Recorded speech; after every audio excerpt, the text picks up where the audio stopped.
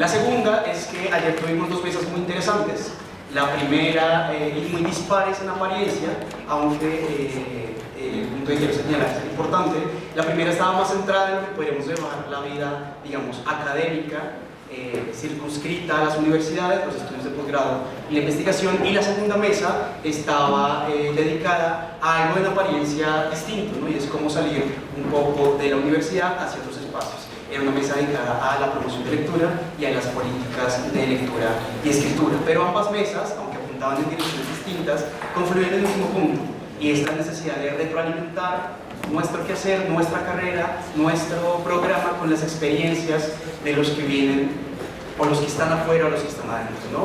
Por la calidad de los ponentes, están haciendo otras maestrías, o hicieron maestrías o doctorados en otros países, y por las presentaciones de promoción, lo interesante de todo ello es la posibilidad de volver a nutrir el pregrado, ¿no? Y volver a nutrir la carrera. Y la academia es una cosa que está siempre en expansión continua y se alimenta de estos espacios. Solamente quería decir esto, y vamos a tener dos mesas, una mesa dedicada a la docencia, que tendremos a continuación, y después tendremos una mesa dedicada a los procesos editoriales. Después tendremos una presentación musical de un grupo de bullerengue, y finalmente un cóctel de despedida para que ustedes charlen de todo lo que haya pasado entre ayer y hoy.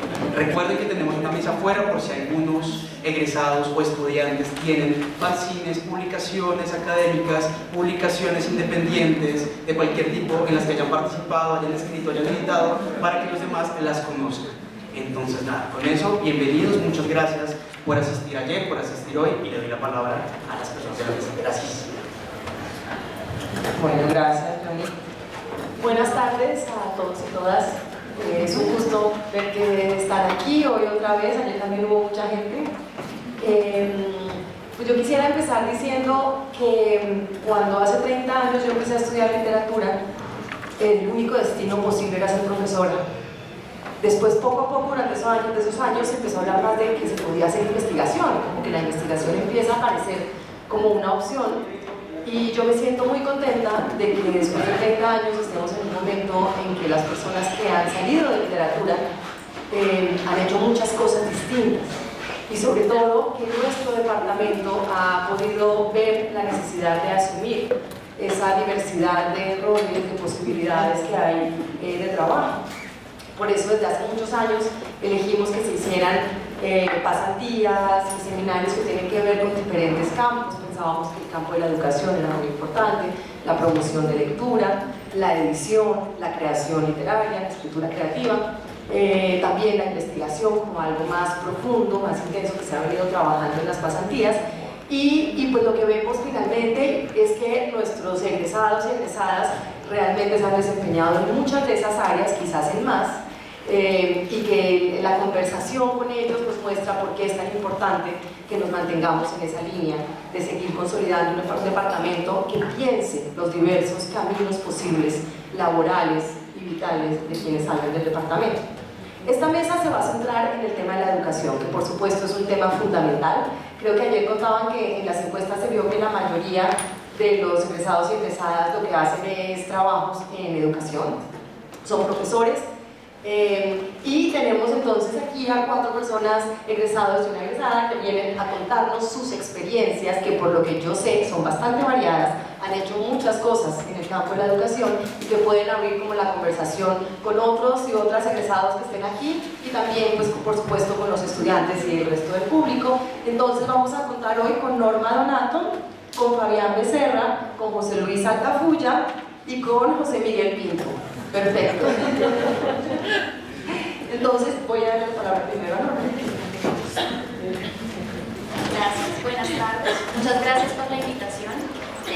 Siempre es una alegría volver al departamento, yo lo quiero mucho y creo que le debo todo lo que soy al departamento.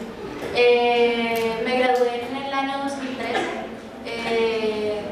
Antes, en el año 2011, me había graduado como licenciada en Filosofía y Lengua Castellana, entonces creo que la crisis vocacional o existencial que implica graduarse de la carrera no me pegó tan duro porque tenía claro que iba a ser profesora y ya. Después entendí que no tenía ni idea de que iba a ser profesora, pero bueno, en ese momento pensé que sí. Y después me fui ese mismo año, en el 2013, a Buenos Aires a hacer una maestría en estudios literarios. Regresé hace 5 años y desde hace 5 años estoy trabajando en la Universidad Jorge Tadeo Lozano. Primero trabajé como profesora de bienestar universitario, digamos, una cosa parecida a bienestar universitario, dando talleres de creación, de escritura académica, en fin. Después de un año entré a trabajar en el Departamento de Humanidades, dando clases de lectoescritura para personas que tenían unos puntajes muy bajos en la prueba Saber. Y después empecé a dar otras humanidades ya un poco más avanzadas, digamos, para estudiantes de todas las carreras, ¿no? Hace 2 años, con un grupo de profesores también de humanidades, pues nos inventamos una carrera que es Estudios Literarios y Edición, que de pronto ustedes habrán escuchado por ahí. Y bueno, ese ejercicio trajo discusiones muy interesantes sobre para qué hacer una carrera, sobre literatura, el papel de la edición en la literatura y sobre todo de estudiar literatura para ser un editor con criterio. Creo que eso fue uno de los hallazgos más importantes, o en lo que pensábamos cuando estábamos planteando esta carrera. Y bueno, soy profesora de esa carrera de Literatura Universal 2, es decir, literatura de la Edad Media, el Renacimiento, el Barroco, o sea, la realidad y sus alrededores. Y el próximo semestre voy a ser profesora de Literatura Colombiana 2, entonces pues esa, digamos, ha sido como la especialidad que me ha permitido trabajar en la carrera estos años.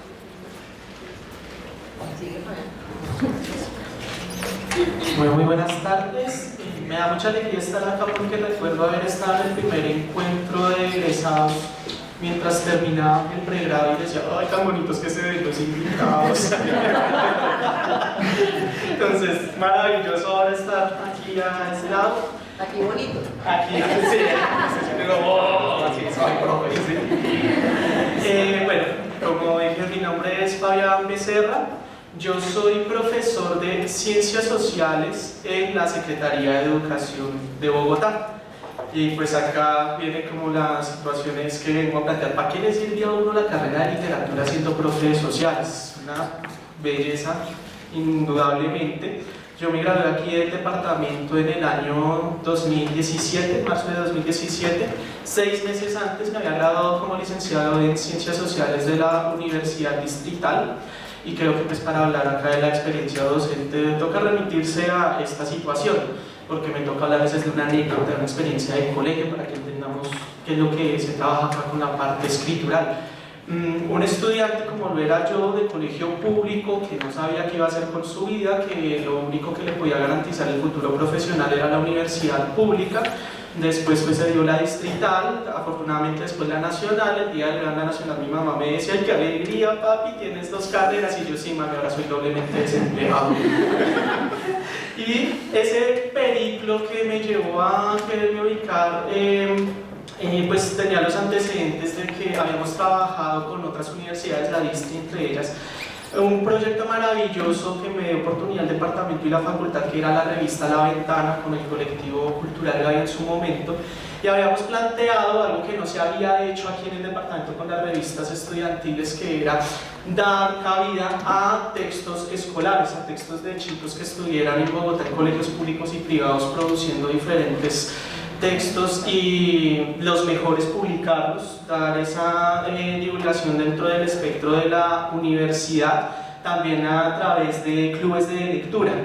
Cuando llego al distrito, nombrado como profe de sociales provisional, les dije a los pelados, bueno, yo tengo acá la obligación de enseñarles ciencias sociales, 9º, 10º y 11º, pero ustedes son los que me van a enseñar a mí, yo a ustedes no les voy a enseñar gran cosa. ¿Y cómo lo vamos a hacer? Vamos a construir historias de vida, historias de barrio, historias de colegio, proyectos culturales en los cuales a los muchachos se les enseñaba el cotejo de fuentes primarias.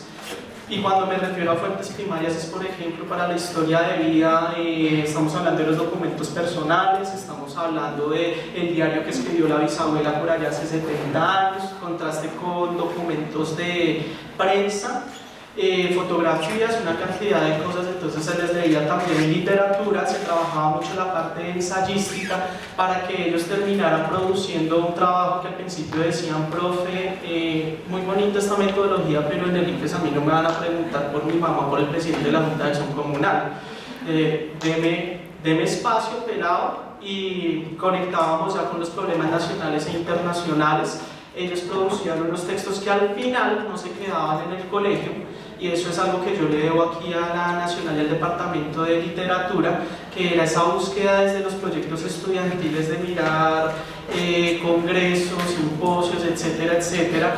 Y pues acá ustedes tienen, en esta mesa hay varios estudiantes del Colegio Federico García Lorca que han sido ponentes en encuentros y congresos internacionales de educación, de historia oral y de memoria, en la cual, por ejemplo, pues hablo específicamente del 8º Encuentro Internacional de Historia Oral que se realizó este año en Bogotá. En la historia de esos 8 encuentros, solamente los estudiantes del Federico García Lorca habían sido los estudiantes de secundaria.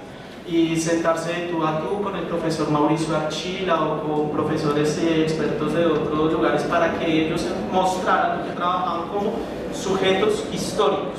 ¿Qué es lo que tiene que decir un adolescente en términos de conciencia y de sujeto histórico desde USMI, para qué le puede servir a la academia? Hay estudiantes que ya han planteado historias de barrio que no las ha hecho ningún departamento de historia en ninguna universidad acá en el país, y ellos ya se constituyen en los pioneros. Y todo esto, pues, mediante ejercicios que durante todo el año implicaban preguntas de yo cómo escribo, que era lo que se encontraban en el colegio, y llegar a una institución donde la gran mayoría de estudiantes no les gustaba sociales ni literatura, ni ninguna de las humanidades por las metodologías que se trabajaban, y al final decir yo cómo escribo este tipo de trabajos, qué es lo que tengo que leer, quiero leer otro tipo de textos que no se leen en esta instancia de la escuela, profe, y quiero seguir una labor como investigador en el campo de las ciencias sociales o de la literatura.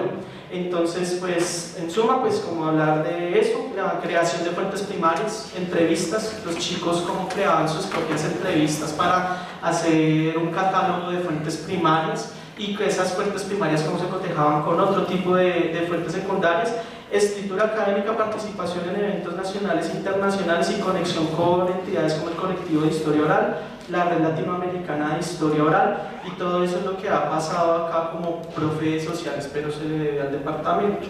Una última cuestión que menciono acá: cuando yo entré aquí a la carrera, fue un momento en el cual yo estaba muy cargado en la distrital leyendo textos, investigaciones sobre el conflicto armado colombiano, y entonces todos los días andaba hablando uno de paramilitarismo, de guerrilla, de partidismo y todas estas cosas, y dije, quiero llegar a un departamento donde tenga un poquito más de paz.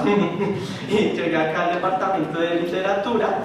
Me costó trabajo. Los primeros semestres me vi como muy cerca de querer renunciar, pero pues las clases de teoría literaria y de historia me terminaron dando una vía para plantear cosas que tampoco se habían hecho acá en el departamento, tú lo sabes, que fue poder haber desarrollado la primera tesis que trabaja literatura de Medio Oriente, que eso no se había trabajado aquí en la Nacional, creo que pues en los programas de literatura, y cómo conectar el problema de la historia política, los procesos editoriales, que los trabajé también acá en la carrera, la escritura académica y la concienciación de estudiantes de bachillerato en el sector público. Se me olvidó decir pues que estudio también maestría en historia actualmente acá en la universidad, y ya.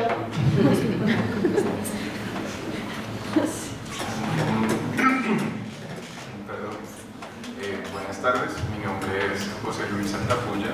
Yo no voy a decir en qué año me gradué.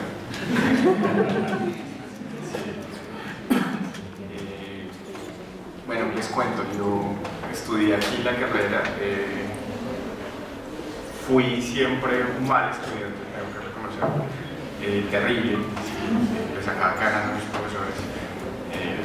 Varios de ellos sentados en esta mesa en este momento escuchando esa confesión.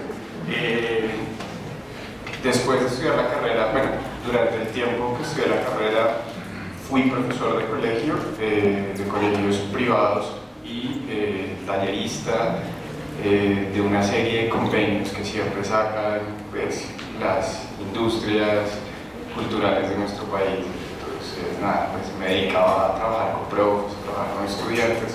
trabajé con Irene Vasco en sus talleres mientras estaba en la universidad, es decir, bienvenidos al mundo laboral desde que uno estudia. Después de eso salí y tuve la oportunidad de ser coordinador académico, coordinador de área, de un colegio, calendario B. Eso me permitió moverme, reconocer programas de internacionalización en los colegios, bachillerato internacional, Cambridge, todas estas certificaciones que lo que hacen es aumentan los precios de las matrículas. Con el paso del tiempo pues fui recayendo en posiciones ya de coordinación. Después de eso salí, estudié en Barcelona, tengo una maestría en una vaina muy larga que se llama Construcción y Representación de Identidades Culturales. Después les pregunto, a ver si se lo aprendieron.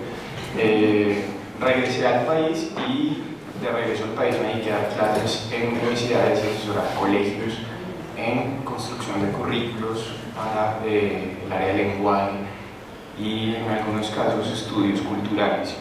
En la actualidad, ¿qué hago? Soy profesor de la maestría en pedagogía de la Universidad de La Sabana. El énfasis en desarrollo del pensamiento lógico verbal desde los primeros años de la infancia hasta con profesores que se quieren meter un poco profundizar en el tema de pedagogía. Aclaro, no soy pedagogo. Lo que sé de pedagogía lo sé porque estudié literatura, ¿no? Y uno estudiando literatura lee lo que le caiga en la mano. Es decir, eso no hay forma de parar con esta edición. Bueno, doy clases también acá como docente ocasional de introducción a las teorías literarias y actualmente soy asesor de proyectos educativos y demás de la Facultad de Ingeniería, de los grupos de investigación de la Facultad de Ingeniería. Entonces, de aquí, de la Universidad Nacional también. Sí, más o menos eso es lo que hago. Tengo un recorrido largo, más de lo que quisiera admitir en este momento, en educación. Y ya voy a dejarle a José que se presente y ya arrancamos la discusión. Buenas tardes, pues como ya saben yo soy José Miguel Pinto. Quiero contar un poco mi experiencia como docente de la Escuela Pedagógica Experimental, un colegio en Bogotá, que ya lleva como bastante tiempo y pues he reconocido por algunas malas cosas, pero también por otras cosas muy buenas en la época. Pues yo quiero hablar desde la experiencia que, digamos, a mí se me dificultó bastante entrar a este mundo laboral que es la docencia. Digamos, yo desde que entré por razones familiares y eso siempre quise ser docente, siempre vi mi camino ahí, nunca me vi en una oficina 8 horas corrigiendo un texto, nunca me vi de pronto en otros campos laborales, siempre me vi en la docencia, pero cuando salí al mundo laboral fue un proceso bastante largo en el que me tocó estar 8 horas corrigiendo textos, en el que me tocó la edición, me tocó eso y llegué pues a la EP. Más que todo yo creo que fue como un voto de confianza. Yo realmente pues fue un proceso de pasar muchas horas de vida en los colegios ahora, pues realmente cuando uno llega con un título de profesional en estudios literarios, a uno siempre le hacen la misma pregunta que todo el mundo le hace a uno, pues, ¿y eso para qué? ¿Y uno qué hace con eso? Y claro, y pues uno en lo disciplinar es muy bueno, realmente eso es una ventaja que uno tiene frente a muchas otras personas, pero cuando uno le hace pruebas de pedagogía, de didáctica, que es un lineamiento, que es un currículum, que es un TBA, pues uno realmente queda totalmente perdido. La experiencia en el colegio ha sido muy linda porque ha sido en parte volver a estudiar para mí casi otra carrera que es como la pedagogía, saber qué es eso de una pedagogía, una didáctica y entrar al choque y entrar en un colegio, pues uno durante la carrera se pregunta 5, 6 o más años, bueno, ¿para qué estudiar literatura? ¿No? Uno al final termina mal o bien respondiendo a esa pregunta, creo, pero luego cuando uno sale y se vuelve docente, ahora queda otra pregunta que uno más o menos también la va resolviendo, pero no sé qué tanto queda, qué tanto se resuelve y es ¿para qué enseñar literatura? ¿Y uno qué enseña en literatura? Uno enseña, digamos, desde la educación tradicional, lo hablo desde mi experiencia, que yo Yo estuve en un colegio tradicional donde la literatura era simplemente aprenderse datos de movimientos, características, simplemente como muy información de manual, o apostarle, digamos, ya en otro espacio más alternativo como es esta escuela, apostarle a la literatura como una experiencia estética, apostarle a la literatura como una forma de construir ciudadanía, como una forma de construir empatía en los chicos, como una forma de reconocer la palabra del otro, de reconocer las ideas del otro y de poder argumentar, que creo que es un elemento fundamental para una sociedad como la nuestra, que decimos que somos una democracia, pero realmente no podemos discutir de ningún tema en muchas ocasiones porque no respetamos la palabra del otro, no somos capaces de argumentar y de pronto muchas veces todo lo llevamos al lado personal. Entonces creo que es bastante importante la literatura, escribir, la comprensión lectora, pero pasar de esos procesos, pero digamos generar lectura crítica en un colegio con chicos de noveno, décimo y 11 que tienen todo en esta vida y lo último que quieren hacer es leer un libro, leer una novela. Creo que es un gran reto, creo que son unas cosas que uno tiene que pensarse, cómo acercarse a ellos. Y pues nada, ahí uno va, ¿no? Como con la corriente uno va intentando ahí con los chicos a ver qué pasa. Bueno, yo voy a hacerles un par de preguntas, primero una, la contestan, luego otra, y ahí sí abro al público. La primera pregunta es, ¿qué han pensado? ¿Cómo han resuelto? ¿Qué técnicas tienen para trabajar la escritura? ¿Qué tipos de escritura desarrollan con los estudiantes? ¿Y cómo lo piensan? ¿Cómo lo manejan? Y tú, por ejemplo, en hacer esos programas y cómo pensarse dentro de los programas, de los currículums, qué hacer con el tema de la escritura. Debo aclarar que mi risa es porque ya estaba previendo esa pregunta desde que la pusieron de moderador. Yo creo que yo trabajo en dos frentes, como les contaba hace un momento, soy profesora de una carrera de estudios literarios y en esa medida la escritura funciona de una manera, y soy profesora también de humanidades para gente de todas las carreras, desde publicidad hasta economía, entonces, y biología. Entonces el tema de la escritura funciona de dos maneras muy distintas. Pienso que es mucho más sencillo con los estudiantes de literatura, porque no hay que convencerlos de que es importante aprender a escribir bien, ¿no? O sea, ellos ya entran con ese chip y están ávidos de cualquier cosa que les pueda ayudar a hacerlo bien. Y están muy preocupados sobre todo por el tema estilístico, pues ellos se preparan para ser editores, entonces en esa medida el trabajo ellos lo hacen solitos. Realmente no hay, digamos, un esfuerzo adicional que darles un par de herramientas que ellos empiecen a usar de inmediato. El problema está con los chicos de las otras carreras que no les interesa en absoluto escribir y que creen que la escritura pues es una cosa del siglo pasado, además, ¿no? Están un poco acostumbrados a que el procesador de texto hace el trabajo por ellos o tienen muy interiorizada la lógica de mandar a hacer los trabajos, para ellos es una cosa muy, muy natural. Y entonces creo que el ejercicio, antes de pensar en la escritura, tiene que ser como una especie de concientización sobre la importancia de las humanidades, incluso en términos muy generales, en la vida de cualquier persona que pase por la universidad.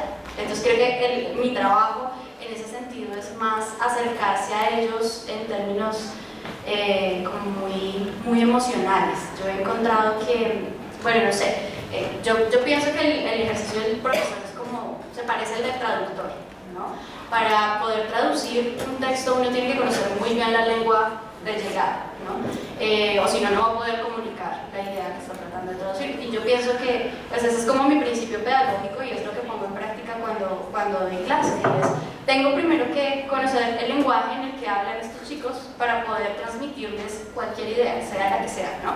Y en eso se nos va mucho tiempo del semestre, pero creo que funciona porque al final, en la mayoría de los casos, logran pensar el problema de la escritura y de la lectura como algo fundamental en su vida, más allá de la carrera, más allá de la obtención del título, como una forma de comprenderse a sí mismo. En esa medida, las lecturas y los textos escritos siempre están orientados a ese conocimiento de sí mismo. Pongo un ejemplo, doy una materia que se llama literatura gótica y fantástica, ¿no? ¿Por qué se abre esa materia? Porque tiene un nombre que a todos los adolescentes les llamaría la atención, ¿no? Entonces sí, vamos a leer novelas sobre fantasmas y sobre brujas y sobre vampiros, y pues está muy bien porque llama público, ¿no? Pero ¿cómo hago como profesora para transmitir algo que sea mucho más profundo que el goce de asustarse cuando uno lee un cuento, ¿no? Y la respuesta siempre está en ellos. ¿Cuáles son sus problemas vitales, ¿no? ¿Qué es lo que les preocupa?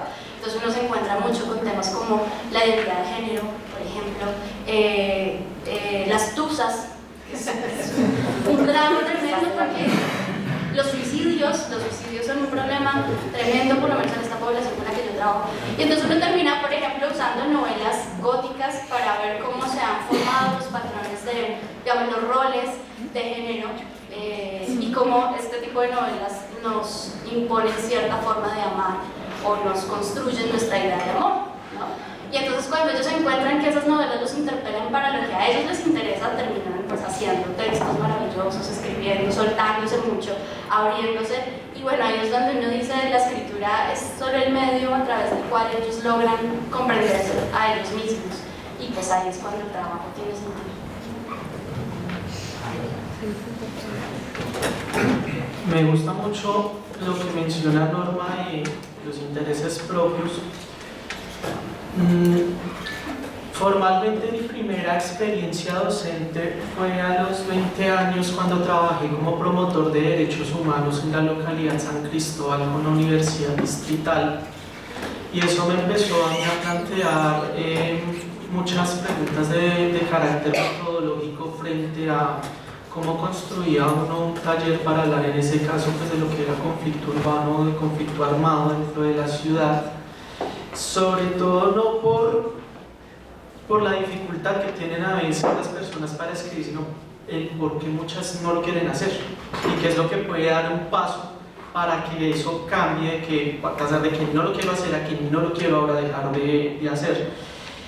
Eso me llevó a tener unos debates internos en la licenciatura allá en la distrital frente a los modelos pedagógicos, digamos que era como muy idealista y pues creía mucho en el modelo de la pedagogía crítica, y aun cuando respeto mucho, quiero mucho los textos de McLaren, de Freire, el tiempo me terminó mostrando a mí personalmente que dejé de creer en aquello de que la educación es para la liberación.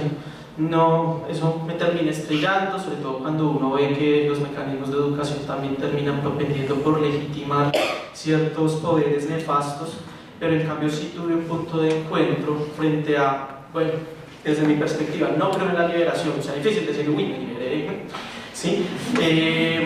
Pero sí tuve un punto de encuentro con el modelo del constructivismo. Mi trabajo de grado en la distrital se llamó Historia Oral e Investigación Escolar para la Construcción de Subjetividad en el Aula, y ese modelo del constructivismo que le dice a uno que hay unos saberes previos en las personas que entran a un aula de clases, y ese constructivismo que le lleva a uno a debatir lugares comunes que se dicen en este país, como que en este país la gente no lee y la gente no escribe. Resulta que pues uno está viendo allá a los pelados escribiendo a su manera, leyendo todo el tiempo, entonces empiezan a decirse, no, ¿cuál es la motivación que hay para que pasen 6 horas metidos ahí escribiendo en el aparato y no lo hagan aquí? Entonces, partía del hecho, lo que tú dices, Norma, tú lo decías ya, partamos de un hecho pelado, si es que vamos a aprender sociales desde su propio interés. Tengo un currículo, tengo que responder con lo que dicen los lineamientos en grado noveno, siglo XX, XXI, listo, eso lo vamos a trabajar y todo. Pero dígame entonces usted qué es lo que le gusta hacer en la... a mí no me gustan las sociales, profe, a mí lo que me gusta es el fútbol, a mí lo que me gusta es el baile, siempre escucharme, tal, hágame un proyecto sobre eso, todo el año, hágame un proyecto sobre esa vaina. ¿Cómo así? Va a averiguarme toda la historia del meta, vamos a verlo desde la perspectiva nacional e internacional, averígüeme por allá en el barrio, averígüeme quién fue el fundador, toda esa cosa, y empieza a decirte como, uy, venga, profe, pero es que me da pena escribir como yo hago. Hágale, escriba, pulas. Ahora, después de escribir, venga y compártalo en la clase. Hay una situación fuerte que viví en el Federico, y lo saben acá las asistentes. Como tú dices, no eran solamente estos trabajos que estoy diciendo, sino también una perspectiva de género muy marcada. Cuando entro yo y veo que las estudiantes del Federico tienen el problema del abuso sexual, pues por fortuna no directamente, pero ese trasegar histórico, ¿sí? en el cual ellos empiezan a mirar cómo fue que construyeron los barrios, que cómo fue la reforma administrativa del 54 que incorpora a Usme a la ciudad y todo el conflicto bipartidista y mi familia, y encontrar que en mi familia, no lo estoy diciendo acá por inventarlo, yo tenía estudiantes que te narraban prácticamente la historia de la muerte del animal en su casa. Y decir, profe, yo escojo ese trabajo, nunca fue impuesto, yo escojo ese trabajo y quiero saber mi historia, la de mi mamá, la de mi abuela, no quiero dejar de contarlo. Y eso lo termina uno llevándose en una situación de terapia, que yo no esperaba, de tejido social. Entonces, los estudiantes, no voy a decir que todos, hay algunos que no les va a gustar en ningún momento, pero sí me da gusto que la gran mayoría empezó a escribir de tal manera que ya llegaban las madres de familia a decir, profesor, venga, yo me quiero incorporar al proyecto de historia oral, pero yo escribo mal, yo no sé leer de la manera que se lee acá en la escuela, yo qué puedo hacer, trabajemos la oralidad. Entonces todo este asunto de la oralidad y que yo le debo acá también al aprendizaje del proyecto que se habló mucho acá ya diríamos de los estudios de la oralidad en el Pacífico y el Atlántico y eso, qué conexiones tiene con la palabra escrita. Entonces, pues para mí ya era maravilloso ver que al final el estudiante te entregaba un trabajo gordito y no era el trabajo por el trabajo, sino con citación de fuentes, contraste, un resto de cosas y decir, no, profe, ¿y ahora qué sigue? Pues pelado, publica en revista indexada, ¿qué es lo que va a pasar? Con algunos estudiantes que en este momento están en 10º y 11, ya el otro año con las revistas de la Distrital y de la UIS van a publicar en revista indexada. Y nosotros sabemos, pues igual hay unas críticas frente a eso, ¿no? Frente a los índices bibliométricos y hay unas posturas políticas y todo, pero yo me planto en el hecho de que, bueno, es otra cosa decir lo que lo haga un estudiante de bachillerato. Y si le están aceptando un trabajo de esos en una publicación de esa naturaleza, caramba, ¿qué fue lo que pasó ahí? ¿Cuál fue el proceso investigativo, pero especialmente el trabajo humano? Yo me planto desde mi perspectiva, desde mi experiencia, y acá tengo ese punto de encuentro con Norma, la subjetividad. Desde las subjetividades de los individuos que tenemos en el aula, ver qué es lo que en principio ellos me tienen que enseñar a mí como docente. A final de cuentas yo lo que hago es guiar un proceso curricular y académico, unos contenidos que ellos no manejan, después ellos los conectan, pero al final la escritura es de ellos. Y es por un compromiso también político, porque ustedes saben que estamos en una coyuntura donde hay una negación de la historia, donde hay un problema de querer manipular los archivos históricos, donde hay unos actores que quieren legitimarse sobre los otros, donde hay un estado de negación. Y yo les decía a los estudiantes, hay una situación en la cual, por ejemplo, ustedes, estudiantes de la localidad de Usme, son de Bogotá, por allá en un colegio público, los quieren negar, porque las esferas de poder dicen que ustedes no aportan nada, pero es porque es peligroso que ustedes vean como individuos históricos y para que se vean tienen que empezar a leer y escribir. Esa es la apuesta que yo hago, es una apuesta ético-política. Bueno, pues lo primero es en la carrera deberían incluir la lectura de Emilia Ferreiro. De entrada, es decir, Emilia Ferreiro es una de las intelectuales más importantes que tiene Latinoamérica en este momento. Los que no la conocen, les recomiendo que la lean. Es increíble el trabajo que viene realizando y pues el legado de esta mujer, conozcanla antes de que muera, que está pronto. No, en serio, es probable que muera pronto, como 90 años. Bueno, ¿para qué les hablo de Emilia Ferreiro? Emilia Ferreiro tiene un texto muy interesante que se llama Leer y escribir en un mundo cambiante. Y uno de los problemas que plantea Emilia Ferreiro en Leer y escribir en un mundo cambiante son las nociones que tenemos de lectura y escritura. ¿Listo? Las nociones que tenemos de lectura y escritura entendidas como el ejercicio, ¿sí?, de una técnica son diferentes a la noción de lectura y escritura como un ejercicio de ciudadanía. ¿Listo? Ahí entonces tendríamos que empezar a desglosar la palabra escritura. Es que el tema con la escritura es en qué escenario se escribe, a quién se escribe, cómo se escribe, por qué medios se escribe. ¿Sí? Hasta hace 2 siglos la escritura, ¿sí?, era una técnica. De hecho, democráticamente hablando, no había forma en que todos accediéramos a la escritura. De hecho, se consideraba más un oficio que cualquier otra cosa. Fíjense la historia de la educación les podrá hablar sobre eso, cómo a medida que se democratizan las escuelas, la gente tiene acceso precisamente a esos escenarios de formación, ya no son solo ciertas clases que puedan acceder a ello, sino que pensamos que la alfabetización, como se llama en este momento ese proceso, ¿sí? Empieza a abordar en la sociedad. Los países industriales, los países industriales en este momento no tienen analfabetas, de hecho, ¿sí? Están las poblaciones 100% alfabetizadas. Surge un fenómeno que no ha surgido acá todavía, que se llama el iletrismo. En esencia se puede leer y se puede escribir, ¿sí? Se codifica y se decodifica, pero no tiene sentido eso que se está haciendo, es decir, no tiene ninguna importancia, no tiene ningún otro valor ni ninguna otra función más allá de comunicarse para los elementos del día a día, tomar llenar un formulario, etcétera, etcétera. Ese problema de escritura, y aquí digamos que podría venir un poco la respuesta, ese problema de escritura está relacionado precisamente con qué pretendemos al estudiante desde los primeros años, ¿sí? Enseñarle o que aprenda a partir de la escritura. Fíjense, todos hemos pasado por la tortura de tener que entregar ensayos, textos y yo demás. Si nos gusta o no nos gusta escribir, seamos buenos o no seamos buenos haciendo. ¿Sí? Hay unas reglas que uno sigue, están las normas, etcétera, etcétera. Las publicaciones exigen cierto lenguaje, cierto uso de ciertas referencias, etcétera, etcétera. Todos hemos pasado por ese escenario. ¿Sí? Y tenemos pánico de la escritura, también porque ese pánico de la escritura deviene que la escritura es eminentemente un juicio, un elemento evaluativo. A mí me evalúa cómo estoy escribiendo. Si nos vamos a los primeros años, por ejemplo, los niños de primera infancia, los niños cuando están haciendo garabatos, están reconstruyendo un primer código. ¿Sí? No es un dibujo, el garabato no es un dibujo, es una forma de comunicación. Es un código que el niño está estableciendo. Lo que pasa es que nosotros no entendemos el código, ¿sí? No entendemos que esas grafías, ¿sí? Representan para el algo.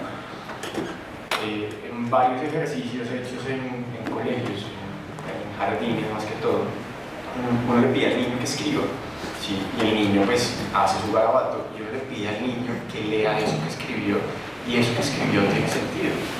Y así se van formando las primeras letras, así se va formando el código, así se va desarrollando el proceso de escritura, hasta que alguien le dice, usted tiene que escribir así. La escritura, ¿sí? Ya no es un elemento de exploración del sujeto, ¿sí? Y a través de ella, del entorno, ¿sí? Sino se convierte en una afirmación, una regla. Ahí deviene un problema de escritura que en las escuelas empieza a ser común. Es muy interesante lo que plantea Javier, sobre todo en los últimos años, cómo la escritura, ¿sí? Realmente empieza a ser un problema, porque los chicos asocian cierto tipo de texto con el área del lenguaje. El ejemplo más claro de ello es hasta quinto, ¿sí? Lenguaje es una materia bonita. ¿Listo? En serio, todos son felices en lenguaje, leen cuentos, escriben cuentos, mi mamá me mima, hacen poemas, caricaturas, lo que usted quiera. Sexto, para adelante, todo el mundo se pega al lenguaje, ya nadie quiere estar en el lenguaje, se convierte en historia, en literatura, se convierte en gramática, filología, etcétera, etcétera. Yo no estoy diciendo que esos elementos no sean necesarios, evidentemente lo son. ¿Sí? Pedagógicamente hablando, hay que buscar estrategias para que los niños se acerquen a esos elementos y no sientan que la escritura se convierte solamente en un lugar evaluativo.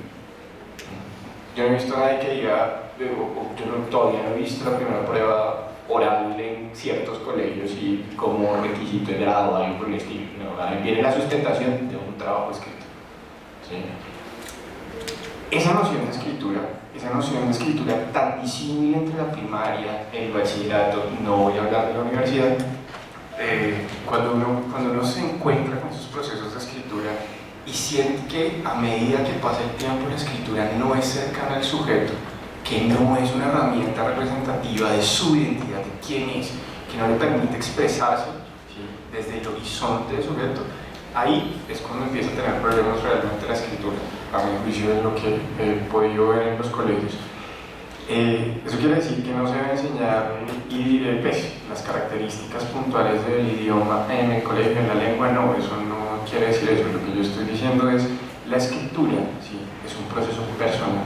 Así, ayer uno de los participantes hablaba, ¿no?, de la pornografía escrita, cómo escribirlo, si le gustaba escribir, bueno, sí, bien, hay gente, por ejemplo, que hace poemas muy bonitos, sí, en tatuajes, y alguien que me diga que eso no es escritura. Ahí hace poco un jam de escritura, ¿sí?, en Barcelona, era una vaina súper interesante, porque era, no me acuerdo cuáles eran los escritores, pero entonces era el escenario del escritorio. Y entonces llegaban estos piscos y se sentaban como quisieran escribir, ordenador, etcétera, etcétera. Busquen en YouTube, está ahí. Y entonces era traer el escritor a la escena. Ya estoy hablando de escritura en otro nivel, ¿no?, es técnica, etcétera, etcétera. Venía el escritor a escena y el escritor llegaba y empezaba a improvisar ahí. Y era como sacar de la guardilla de murciélagos, tabaco y ratas, ¿sí?, la escritura de un sujeto que cómo creaba, ¿sí?, cómo venía la musa descendiendo a él en ese momento y ponerlo en escena para que otro lo viera.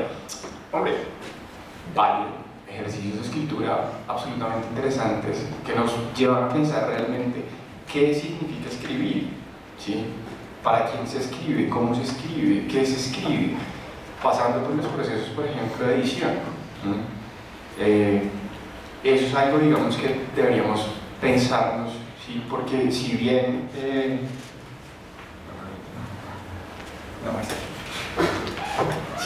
esto es una forma, ¿sí?, es un formato en el cual se reproduce, ¿sí?, un tipo de escritura, ¿sí?, una tecnología más. ¿Ha imperado mucho tiempo? Sí, ha imperado mucho tiempo, pero en este momento tenemos otros medios en los cuales la gente escribe. Cristina Rivera Garza, por ejemplo, en México escribe Cibeles, que es una novela, pero en blog. Entonces la novela avanza a medida que va leyendo los comentarios de la gente que le postea cosas ahí, ¿sí? Que alguien me diga que eso no es un ejercicio de escritura, pues es escritura, ¿no? Ahí hay algo de escritura. En el encuentro del año pasado, por ejemplo, uno de los asistentes dijo lo siguiente, era muy divertido, y decía, bueno, porque hay una pelea de escritura creativa contra escritura académica, la de siempre. Entonces, el tema fue, la escritura académica es seria, nosotros enseñamos a escribir en escenarios serios dentro de la literatura. Sí, y uno de los argumentos era, bueno, la escritura creativa, ¿cómo se evalúa? Sí, si usted decide hacer una novela tipo Virginia Woolf, sí, entonces tengo que evaluar qué tan cercana no, sí, es su escritura a la escritura de Virginia Woolf. Pues no, bueno, no. Pues eso no le sirve como una rúbrica de evaluación, porque si ese es su propósito, entonces no está hablando de escritura creativa, está hablando de otra cosa. Listo. La escritura creativa en este caso tendría que ver más con pensarse en rúbricas de evaluación, por ejemplo, para la exploración, para la construcción de personajes, cómo realmente lo está haciendo, cómo la escritura se convierte en una posibilidad real de a través de las palabras ir recreando situaciones. ¿Qué estilo está empleando? ¿Cómo está poniendo sus estilos? ¿Permanente? ¿Sí? ¿Es un poco más disruptivo? ¿Emplea técnicas de otros escritores? ¿Explora, sí, con el material, con esta vaina que tenemos de material? ¿Sí? ¿Qué es lo que está haciendo ahí? Y fíjense que son preguntas en torno a la escritura. ¿Qué entendemos por escritura? ¿Para qué sirve? Y ya me alargué, perdón. Pues han mencionado bastantes cosas interesantes a las cuales me sumo. Creo que hay que pensarse siempre qué es eso de escribir y cómo escribimos. Incluso muchas veces en la escuela hay debates, es que la escritura no necesariamente tiene que ser, eso sonará un poco contradictorio, ¿no? Pero la escritura no necesariamente tiene que ser escrita. O sea, cuando uno lee, uno ya está escribiendo porque uno está generando una idea de un libro, una idea de algo en su cabeza, e igual la oralidad, pensar y decir las cosas también es una forma de escritura. Creo que es muy importante lo que dice Fabián, de que los chicos escriben y leen, ya sea en otros formatos o algo, pero lo hacen. Creo que es una parte fundamental cuando uno llega a un espacio educativo, y es reconocer primero qué elementos tienen los chicos, cómo están los chicos, y uno cómo puede potenciar esos elementos o apoyarse en ellos. Digamos, eso parte de una idea totalmente pues, renovadora en un tiempo, y era que eso cuestiona la idea de que la educación es una relación donde el maestro es el que sabe, es el que tiene el conocimiento, el estudiante es un recipiente vacío, el cual simplemente es llenado con los conocimientos del maestro. En esta visión más nueva, pues ya no tan nueva, pero se propone totalmente algo distinto y algo totalmente revolucionario, es decir, el estudiante tiene unos conocimientos, yo tengo unos conocimientos, yo no le voy a enseñar al estudiante, yo construyo con el estudiante. En ese sentido, la escritura, nosotros, pues digamos en la escuela yo tengo la ventaja de que yo no tengo que seguir lineamientos ni currículum. Digamos, yo soy autónomo en las decisiones de mi clase y eso ha permitido que, digamos, en la clase de literatura, más que una enseñanza, sea un taller literario. ¿Qué significa esto? Llevamos textos, los compartimos, leemos, proponemos ejercicios de escritura, nos acercamos mucho a, digamos, la escritura creativa, porque realmente eso es algo que le gusta mucho a los chicos y los encarreta bastante. Pero también empezamos desde reconocer que, digamos, chicos que llegan nuevos a la escuela o algo y que no han tenido un acercamiento con la escritura y eso, pues uno no le puede pedir de la noche a la mañana en un taller que no le saque un cuento de 3 páginas, que no le saque un escrito, sino que son procesos que se van dando y uno cómo los va disparando a través de diferentes actividades. Digamos, algo muy chistoso que hice este año, que fue muy divertido con los chicos, y fue, escribimos un poema, pero con versos de reggaetón. Entonces los chicos igual, y también hicimos un concurso que se llamaba Reggaetón o Poesía, en el cual yo les leía o fragmentos de reggaetón o poesía y ellos me tenían que decir cuál era. Hubo muchos confundidos que creían que García Lorca era un reggaetonero y algunos que creían que Daddy Yankee o Pablo Londra era un gran poeta. Pero entonces todos estos ejercicios o sea, uno, más que todo yo creo que en bachillerato y en primaria y eso, como decía Norma un poco, cuando llega a la literatura por lo menos hay ese querer y ese amor por querer hacer algo y eso ayuda totalmente. Pero cuando uno llega a un bachillerato donde los chicos lo que menos quieren es leer y escribir, lo primero yo creo que para trabajar es empezar a buscarles por los gustos, por cualquier lado, ya sea por la música, por los videojuegos, por cualquier lado, y yo creo que reconocer que estábamos envueltos como en discursos, así no lo reconozcan tanto los chicos y no lo reconozcamos a veces nosotros, pero realmente somos sujetos del lenguaje. El lenguaje es transversal no solo a la clase de literatura, sino a todas las clases de la escuela, y eso permite trabajar muchas cosas con ellos. Yo creo que desde los gustos, desde la investigación, desde conocer al estudiante, yo creo que desde ahí parte. También creo que es importante en cuanto a la escritura, es un espacio para que los chicos se expresen, sean más en una época como es el bachillerato, es una época tan compleja, yo creo que para todo el mundo. Creo que para todo el mundo la adolescencia, mal o bien, eso uno pasa por muchas crisis, uno pasa por muchas experiencias, y creo que la clase de literatura puede ser un espacio, y la escritura puede ser un espacio a través del que los chicos se pueden expresar y pueden sacar tantas cosas que tienen como ahí adentro. Creo que también, digamos, lo que dice José Luis es importante, es que normalmente se ve la escritura como una calificación, ¿no? Siempre se evalúa, pero realmente hay que dejar un poco de lado eso, porque eso genera presiones en el chico. Yo no escribo porque me va a ir mal, pero si se genera es un proceso en el que el chico vea la confianza que hay en un grupo para escribir, para compartir sus textos, para corregirlos. Igual también hay que trabajar un poco en los chicos de eso, y eso es fuerte, que los chicos creen que ya escribieron y ya eso es perfecto y es lo último, sino como un proceso también de reescritura constante con ellos. Siento que son como elementos fundamentales para trabajar la escritura, por lo menos a nivel de bachillerato. Bueno, mi segunda pregunta, supongo que la van a contestar muy rápido, entonces vayan preparando también ustedes las de ustedes. Mi segunda pregunta es, ¿cuáles han sido los peores errores que sienten que han cometido dando una clase?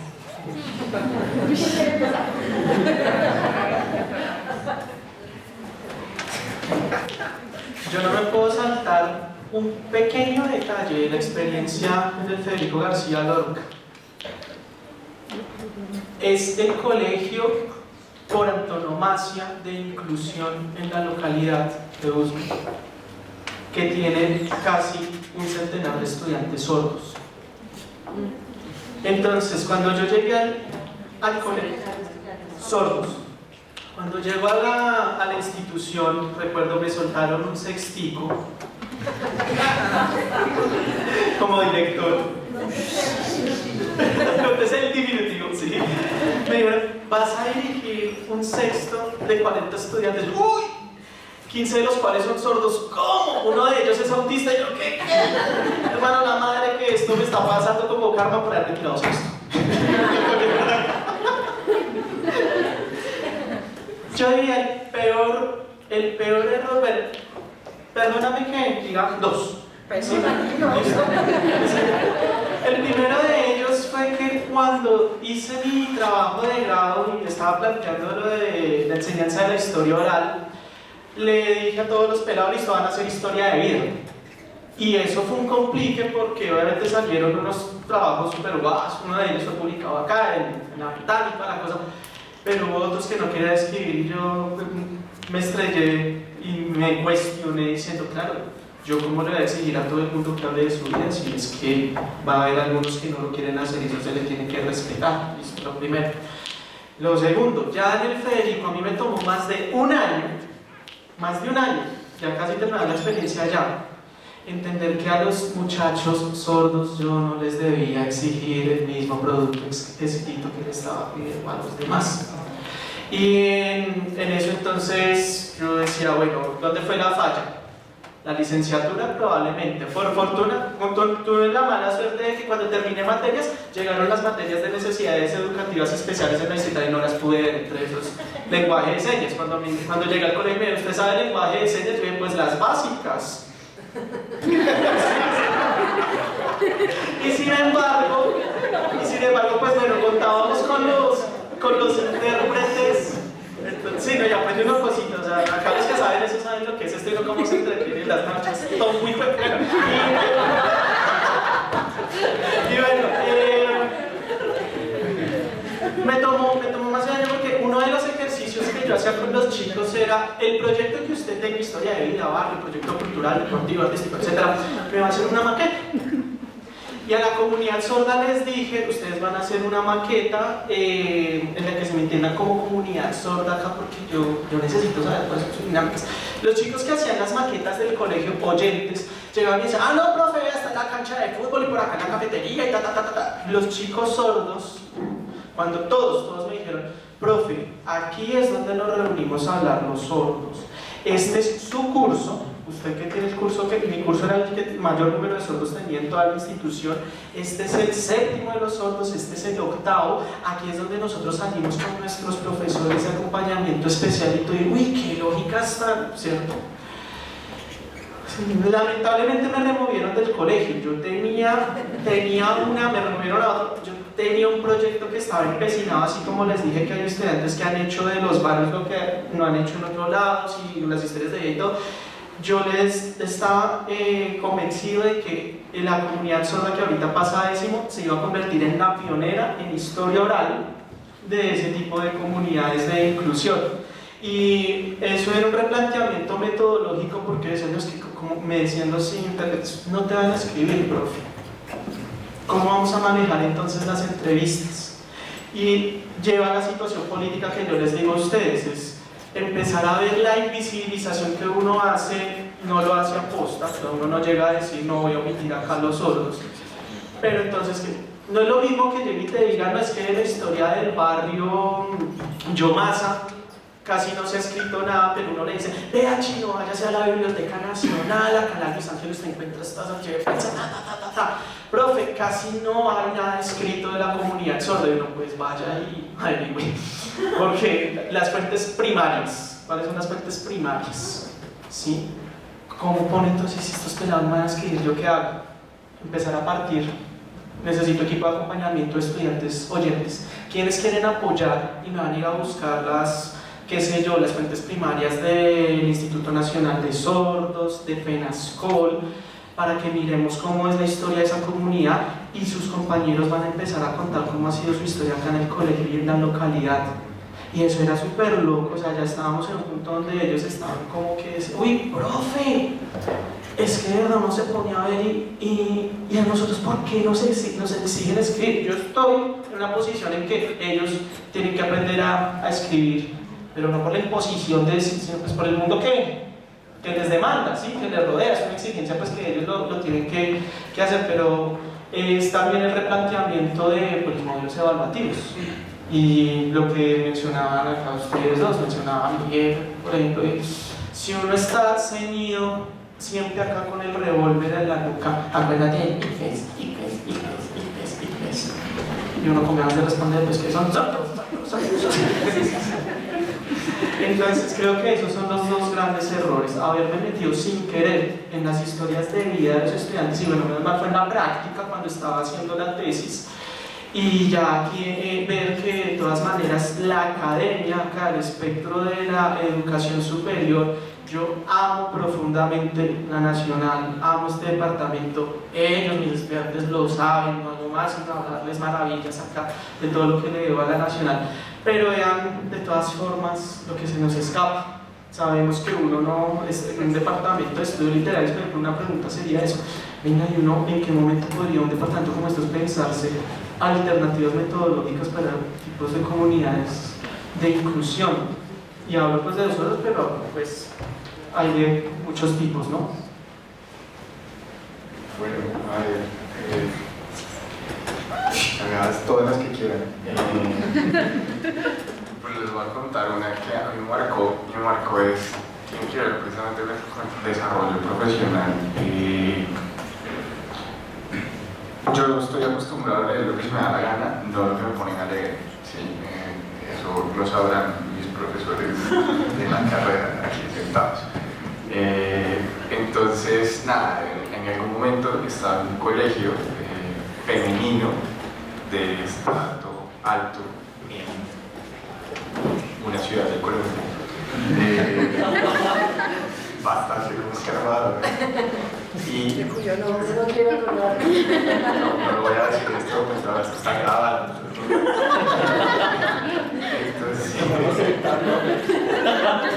el colegio quería meterse al bachillerato internacional a hacer trabajos de literatura, entonces ellos recomiendan obras, pues llegan una cantidad de autores que pues quisiera haber leído, quisiera haber tenido el tiempo, sí, y para leerlos, pues, no todo se podía leer, pues ustedes saben, todo programa necesariamente es una especie de declaración de canon de cada uno de los profesores. Entonces, claro, cuando yo vi griega, vi muy buenos autores, pero este autor en particular no lo había visto.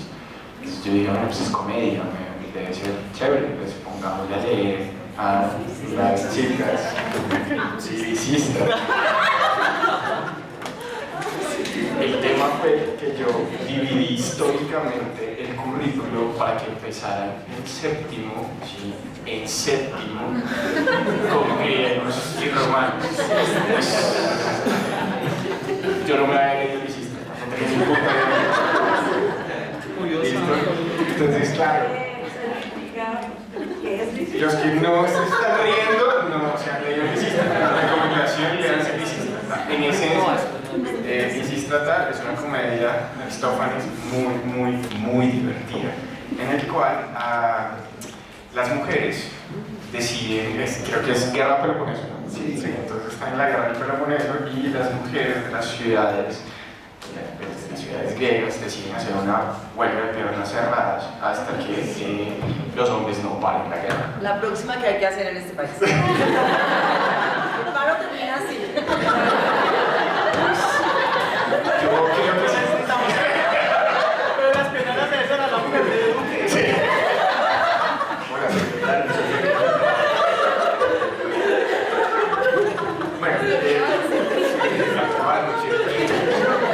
Bueno, el séptimo, pues yo dije, claro, griegos y romanos, primeros años de literatura clásica, vamos a ponerle el séptimo y se lo envié a las chicas. Mientras tanto, yo pedía mi copia de Lisístrata para leer. A la semana, la niña más juiciosa me citaron, o sea, los papás de la niña más juiciosa me citaron a rectoría. Que cómo se me ocurría poner Lisístrata, que si yo me había leído la obra, iba a morir con la mentira, porque sí me la he leído. Y es que, claro, pero es que usted leyó la obra, y yo, claro que sí. Además, es una mujer, el empoderamiento, pero obviamente, claramente Lisístrata no está pensado para eso. Lisístrata, de hecho, Aristófanes escoge Lisístrata era porque el sujeto más bajo, ¿sí? Es capaz de resolver, ¿sí? Un asunto que los hombres más elevados, ¿sí? Pueden resolver, y tiene unas situaciones increíbles y se le pasea delante una mujer, ¿sí? Al soldado, y entonces las referencias de la lanza y demás, así, bueno, ya se podrán imaginarse que la guerra se acaba entre, o sea, en nada, bueno, vean que existe, pero se la puse a las niñas de serio. Moraleja, jamás ponga un puto libro sin nada. Es la moralidad más importante que en mi carrera, ¿sí? Una situación absolutamente risible se convierte en esto. El asunto fue bien, ahí medio hablé sobre algunos argumentos de importancia, por ejemplo, de entender el cuerpo femenino desde una perspectiva de mierda, pero en esencia de esa creo que es una de las anécdotas las que más grande me mandaba en la vida, fue eso, pero eso. Bueno, para empezar, yo quería decir algo al respecto de lo que Fabián estaba diciendo, que sobre los espacios para pensar la pedagogía en la carrera. Y yo pienso que si algo es fuerte de la carrera, justamente que concentra todos sus esfuerzos en la formación disciplinar. Yo creo, como profesora, que un buen profesor se hace en un 80% en el conocimiento de su materia, ¿no? Y en un 20% no en los conocimientos de pedagogía que tengo. Lo digo porque yo gasté 5 años de mi vida estudiando pedagogía y no aprendí nada de ello, ¿no? No en los conocimientos de pedagogía, sino en su capacidad para leer al público al que le va a enseñar. Entonces, si algo yo valoro muchísimo de la carrera fue que me ayudó a entender la importancia de la formación disciplinar, ¿no? Y creo que con eso pues se pueden hacer muchas cosas. Y bueno, el problema, digamos, mi peor experiencia como profesora viene de ahí, porque entré pensando como en modelos pedagógicos y en estrategias pedagógicas muy en la estratosfera, ¿no? Y era incapaz de ver a mis estudiantes como eran ellos, ¿no? De hecho, los veía a través de los prejuicios. Entonces, si había un rapero, yo ya pensaba que era desjuiciado y que le iba a ir muy mal, ¿no? Desde mi prejuicio. Después, pues me llevé un montón de sorpresas maravillosas porque a los raperos les encanta la poesía, ¿no? Y terminaron montando poemas en rap, hasta Baudelaire en francés y todo. Un prejuicio mío, ¿no? Completamente prejuicio. Entonces, ahí, mal. Y también mi incapacidad de verlo en cosas que yo no había querido ver. No porque no me hubieran dado la carrera, sino porque no tuve la madurez para entenderlas. Y me refiero al tema de género otra vez, ¿no? No es que la carrera no me hubiera dado herramientas para eso, sino yo era muy inmadura y creía que no tenía nada que aprender al respecto. Y cuando me encontré con estos estudiantes, pues me di cuenta que era un problema que realmente los tocaba y que debía tocarme a mí también. Y el día que entendí eso fue el día que mataron a un estudiante de 98 puñaladas, su exnovio. Y ese día dije, no tiene sentido lo que estoy haciendo si no me preocupo por cuáles son las condiciones de estas niñas y estos niños y cuáles son sus preocupaciones. Entonces, ¿estudiante de dónde tú trabajabas? Sí, en la Tabacalera. Sí. Entonces, en ese momento dije como, estoy haciéndolo todo mal, no algo mal, lo estoy haciendo todo mal porque hay un cortocircuito entre lo que yo pretendo y lo que estos chicos quieren, ¿no? Y pues sí, eso fue como un año de aprendizaje muy duro de descubrir mis prejuicios y mis incapacidades de entender las necesidades de esos chicos.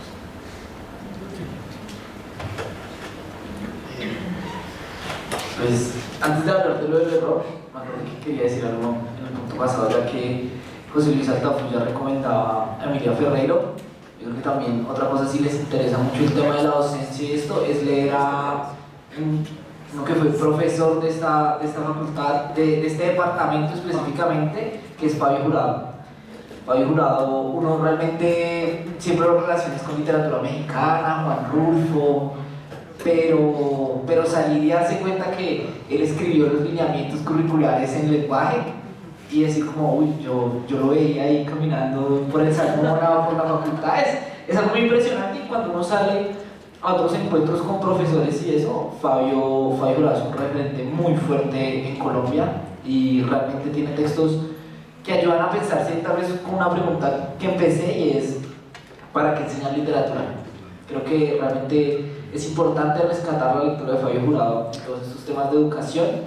Y ya llegando como al tema del peor error, yo creo que en esta búsqueda de querer a los chicos engancharlos a la literatura, a la escritura, de buscar en sus intereses y eso, hay veces que uno empieza a negociar muchas cosas que uno no debe negociar. Digamos, a veces los temas. Uno entonces le dice, no, que yo quiero leer ciencia ficción y listo, y uno se arma un proyecto así súper bonito de ciencia ficción, y llega a la otra clase y el chico, no, yo ya no quiero leer ciencia ficción, yo quiero leer terror. Y empiezan así porque los chicos en esas edades igual andan como en muchas cosas que realmente si uno va a querer hacer una clase solo de los gustos de los chicos, uno al final nunca va a hacerla, porque realmente cada semana los chicos te van a cambiar totalmente el panorama. Lo otro, digamos, es que a veces, pues yo creo que es principalmente eso, como intentar dialogar, pero igual uno tener unas cosas que no se dialogan. Hay unas cosas que se pueden dialogar y otras que no, y yo creo que el peor error es como entrar a dialogarlo todo y entrar a veces tal vez uno olvidando un poco que el profesor es uno, que por más que uno quiera, digamos, tener una relación más cercana con los chicos para que la clase fluya mejor, a veces uno puede caer en el error de olvidar eso y uno pierde a los chicos, pierde a veces también el respeto de los chicos y creo que eso afecta totalmente la clase y las dinámicas de una clase, como olvidar uno que uno es el profesor y lo que uno tiene que hacer. Entonces, como ese negociar todo es uno de los peores errores. Ok, bueno, no sé si tienen otras preguntas, comentarios. ¿Cómo hacemos? ¿Llevan este micrófono? Sí. Si quiere, levanta la mano, Alejandro dice el orden de sus amos. Bueno, listo. Entonces acá, allá. ¿Quién es el 2? Dos. Ella. Ángela. 3. Allá. Al Cuatro fondo, por allá. 4 y 5.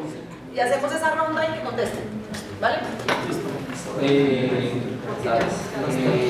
Bueno, lo que pasa es que el año pasado tuve una experiencia docente junto con el Consejo Británico. Era la primera parte en un colegio en Línea, precisamente en el colegio Miravalle, y el otro en Ignacio de la Montaña, que queda ahí al lado de los lugares, nada más. Y el contraste fue bastante fuerte, porque a una compañera en USME no le dejaron hacer un taller de tejido sobre que fueron los falsos positivos. Entonces, hubo una problemática casi que de censura. La primera pregunta sería cómo ustedes se han enfrentado a eso. Y la segunda, ya, perdón. No, yo también hablaba de los estudiantes. Bueno, sería bonito también como mover no solo la perspectiva de los maestros, sino también de los estudiantes. Sí. Sería interesante. Y segundo, cuando fui después al colegio Gimnasio de la Montaña, no me tocó dar literatura tal cual, sino me pidieron que era clase para décimo y 11 de análisis del discurso, ¿no? Y la pregunta que yo les dije fue, ¿por qué no literatura y análisis del discurso? Y lo que me dijeron fue, es que nosotros estamos preparando a los estudiantes para ejercer el poder. No, así fue la respuesta. Entonces, sobre todo para para estudiantes pues, como yo, que soy también de colegio público, de barrio popular, ¿cómo se enfrenta usted a ese tipo de... Y pues, así como para terminar esta pregunta, al final, cuando socializamos como las experiencias docentes, ¿no? Un profesor me preguntó, ¿y cuál le parece a usted el mayor problema de la educación en Colombia? Yo no puedo responder, pero creo que puedo ahorita responder a partir de la pregunta de Fabio Jurado, ¿para quién se enseña literatura? Dando mi perspectiva, la literatura da cuenta de la experiencia humana, a eso que la historia no logra alcanzar en la condición humana, poder enseñarla, y eso sería transgresor a partir de esas medidas de censura en la coyuntura actual que vivimos, sobre todo con el ciclo de memoria histórico, y lamentablemente todos sabemos la situación, y eso también ejerce su poder en instituciones como la educativa. Sí, ahí por acá, y luego allá, ¿cierto? Sí, 3. ¿Cómo es? Ah, no, allá. 3. 4 y 5. Bueno, pues yo quería como preguntarles, teniendo en cuenta que no sé si es algo generalizado, pero pues el número de estudiantes por curso aumenta cada año exponencialmente. Quería saber ustedes cómo hacen para lidiar con ese tipo de situaciones, teniendo en cuenta que, digamos, si uno pide un texto o un ensayo de 5 páginas, eso se multiplica y se multiplica, y digamos, obviamente la idea de la educación es también tener un trato más o menos personalizado con cada estudiante y poder atender, como ustedes lo estaban diciendo, a las experiencias y subjetividades de cada uno.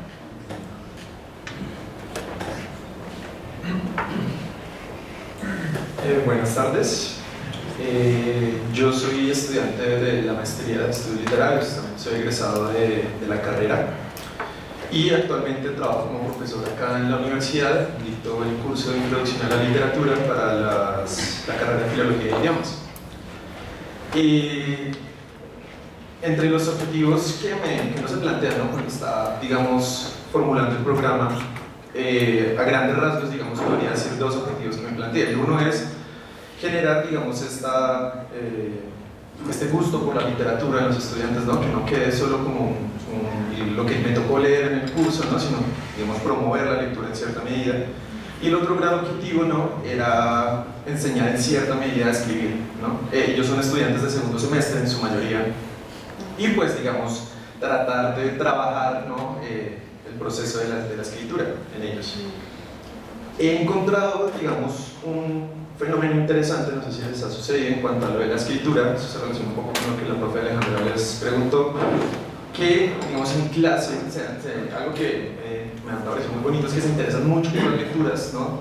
Tienen muchas ideas muy interesantes sobre los textos, y uno espera, ¿no?, que lo que van a escribir va a ser realmente interesante, ¿no? Yo trato de hacer una especie de, no sé si va a ser interesante, sino, digamos, muy bien planteado. Yo trato de hacer una especie de ejercicio que va poco a poco, ¿no?, una especie de proceso evolutivo en lo que ellos escriben relatoría, reseña, un primer ensayo y ensayo final, para dar lugar a una especie de evolución en lo que ellos van escribiendo. Y me ha sucedido que, digamos, estudiantes que tienen muy buenas ideas no saben cómo expresarlas en la escritura, ¿no? Es una forma diferente de expresarse, ¿no? La pregunta es si han visto, pues, este caso, ¿no?, y qué estrategias han utilizado, no solo ya para promover la escritura, ¿no?, sino que lo hagan de una manera adecuada si estamos hablando de un texto académico, ¿no? No ya, digamos, en un texto de escritura creativa, sino cómo, ¿no?, trabajar esta parte con los chicos. Es decir, tú tienes muy buenas ideas, pero hay unos problemas de redacción, ¿no?, se desenredan un poco, digamos, discutir sobre este fenómeno. No, pero espérate que ya estaban las 5 personas allá de foto.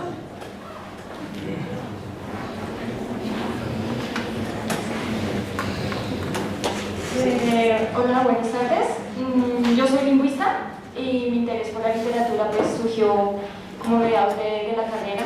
Estaba viendo unas selectivas y bueno, en fin, por ahí surgió mi interés. La pregunta es, en lingüística lingüística nosotros vemos el lenguaje, la escritura, la lectura desde otra óptica, quizá un poco menos creativa si se quiere, pero tiende a ser un poco más estructural, un poquito más rigurosa quizá, porque encuentra uno también rigor en otras áreas. Pero como desde sus quehaceres, especialmente desde la docencia, ustedes aportan, por ejemplo, a cuestiones como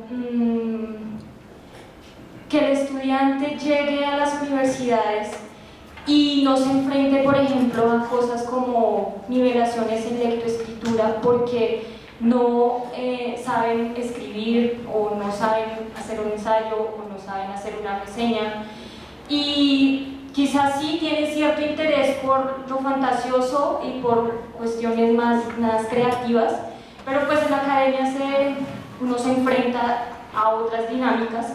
Y me gustaría saber cómo desde sus quehaceres, especialmente desde los colegios, ustedes aportan con eso, o si ustedes también tienen de pronto una cercanía con el profesor de español con el que ustedes puedan trabajar ese tipo de aspectos que en la academia se ve mucho. La literatura desde sus quehaceres se presta para eso, yo creo que sí, obvio sí.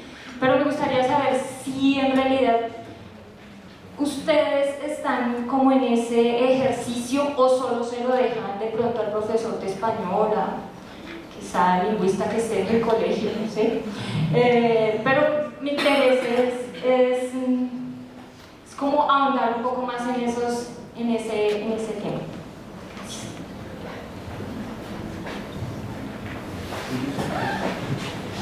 Sí, buenas tardes. Mi nombre es José Hermano Londoño. Aquí veo un homónimo que se llama también Hermano Londoño, que va a participar en la mesa 4, entonces en ese caso soy Hermano Londoño 2. ¿Sí? Les cuento que yo soy un líder social, ¿cierto? Tengo 76 años y 40 de ellos los he dedicado a la lucha por la defensa de los derechos humanos, de la paz, de la reconciliación, bueno, etcétera, etcétera. Y mi relación con las letras, con la literatura, con los libros ha sido fabulosa, riquísima. Es lo que quisiera que, a manera de comentario, compartir con ustedes. Primero que todo, soy desertor de esa escuela del 60, religiosa, reaccionaria, conservadora, en Manizales, Caldas. Llegué hasta serio, pero con miles de piquiñas por procurar terminar ligero. Entre otras cosas, porque en las clases de historia, de religión, nos metían por los ojos el padre Astete y la urbanidad de Carreño. Para esa época, estoy hablando de 45 años, no, ¿cierto? Entonces, a Manizales. Y deserté, obviamente, de esa, cuando en geografía nos decían, o en historia nos decían que los españoles vinieron a traernos riquezas, a traernos bienestar, una cantidad de cosas, y dije, esto no es lo mismo. Entonces deserté y me dediqué a las luchas de los usuarios campesinos en Caldas, con la cultura. Soy fundador del Teatro Popular de Manizales y las creaciones colectivas las hacíamos conjuntamente en las carpas de los guaniquistas y en el campo. Y conformé un grupo de títeres y anduve todo el eje cafetero, los 3 departamentos, enseñando literatura, haciendo denuncias, teatro bandera, los títeres, y en los textos los escribía yo conjuntamente con los testimonios de los campesinos. Esa es la primera experiencia. La segunda experiencia la estoy teniendo ahora, excelente, magnífica. Llevo 11 años en Bogotá en mi calidad de desplazado, soy un pequeño ganadero desplazado de Córdoba departamento, y llevo 11 años de acá y me declaro ratón de biblioteca de la Resaca y Arango. De eso que decía Borges, el paraíso mío es una biblioteca. Excelente la relación con las letras, pero yo venía más que todo a compartir una bellísima experiencia que estoy teniendo. Hago parte de un grupo interdisciplinario de antropólogos, de autodidactas, investigadores de historia, periodistas de las regiones, con miras a conformar un periódico de las víctimas. Será un semanario de tipo cultural y el título del periódico será el siguiente: Verdad y Justicia. y el eslogan, aterren en ustedes lo bonito de la creación, se va a llamar democratizar la palabra y el conocimiento, democratizar la sociedad. Y los corresponsales, quienes vamos a hacer una triangulación de saberes, saberes del Estado, saberes de la academia y saberes ancestrales empíricos de las comunidades. Y quienes escribirán en ese texto, en ese periódico cultural, serán los niños que escribirán poesía, cuentos, los jóvenes y los líderes sociales. Así de sencillo, netamente cultural, y los que quieran, así no escribirán en el periódico. Ya tenemos garantizado 300.000 libros, números para el año entrante. Una ONG internacional nos va a financiar los primeros números y yo hago parte de ese equipo editorial. Por supuesto. Y me declaro gratamente impresionado porque ustedes iniciaron la carrera de profesores de la literatura prácticamente niñas. El 90% es lindísima la experiencia y me satisface y me eleva la moral, como se dice. Entonces, esa experiencia primera. Otra experiencia magnífica que estoy teniendo en la actualidad, este bello texto que nos va a compartir con ustedes, se llama El comunitarismo como alternativa sistema de desarrollo para el siglo XXI. Lo escribimos en el año 2005, un grupo intersectorial y multidisciplinario de líderes, de sociales, de académicos de la Academia Colombiana de Ciencias Económicas, y es magnífico porque narra la historia. Por una parte exponemos los principios del comunitarismo, que son los mismos donde nació el comunismo, el socialismo, el humanismo, en síntesis, sí. Entonces, y narramos las luchas ancestrales de resistencia del pueblo colombiano desde hace 500 años, así de sencillo. Y nos aprestamos, oído con la denuncia que voy a hacer, que la confirmó el compañero, la intelectualidad de ultraderecha, uribista, se han tomado el Centro de Memoria Histórica Nacional y los museos, así de sencillo, para el negacionismo histórico. Se viene, como decía Todorov, unas luchas por la memoria y eso les vamos a iniciar. Así las cosas, compañeros, quisiera compartir este bello texto con ustedes, ahora en el minuto compartimos y hagamos un conjunto. Vean, llevo haciendo una exploración bibliográfica excelente, con autores contemporáneos y antiguos, con autores nacionales y extranjeros, y poseo más de 100 códigos topográficos de personas que escriben sobre el humanismo, sobre el conflicto, sobre la memoria, sobre la verdad, y excelente, y eso quisiera compartir con ustedes esa bellísima en este segundo encuentro, para que hagamos ese conjunto, ahora que se viene una revolución cultural, así de sencillo. Y estoy gratamente impresionado con las consignas, la creatividad aparecidas en las consignas en las paredes de ustedes, las estudiantes. Se escriben esas mismas iniciativas, compran un marcador bueno, y escriben bellísimas, un sentido poético, una creatividad. Eso quería decirles y me declaro, créanme que no dudé un minuto en venir cuando ustedes pegaron una ficha en la mensaje de la me voy para acá, en el periódico, y a que hagamos un seminario permanente de educación. Vamos a tener contacto con los grafiteros de las regiones para que la palabra que nos ha impuesto este conflicto, que llama terrorismo, corrupción, uribismo, etcétera, etcétera, las cambiemos por humanismo, reconciliación, perdón y paz. Muchas gracias.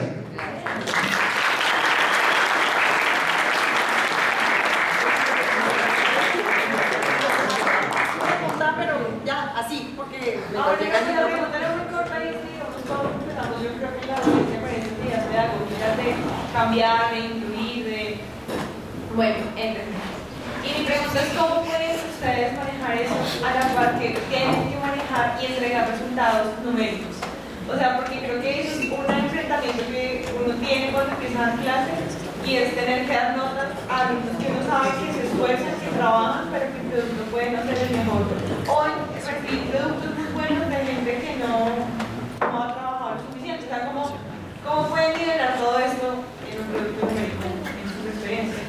Yo tengo que ir primero a decirles una cosa, ya estamos pasados 7 minutos, o sea que las respuestas deben ser rápidas para que podamos cerrar y dar paso a la siguiente.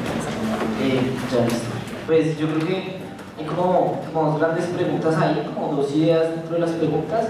La primera es, digamos, cómo conciliar todo esto que son las notas, cómo conciliar todo esto que son los chicos un poco que tienen muy buenas ideas, pero que al final no las logran expresar. Y lo otro es más como lidiar con grupos tan grandes, cómo hacer esas cosas. Yo creo, sí, como resumiendo un poco, lo primero que creo es que, digamos, la nota hay que partir de que es mentirosa. O sea, la nota no da cuenta de los procesos de los estudiantes.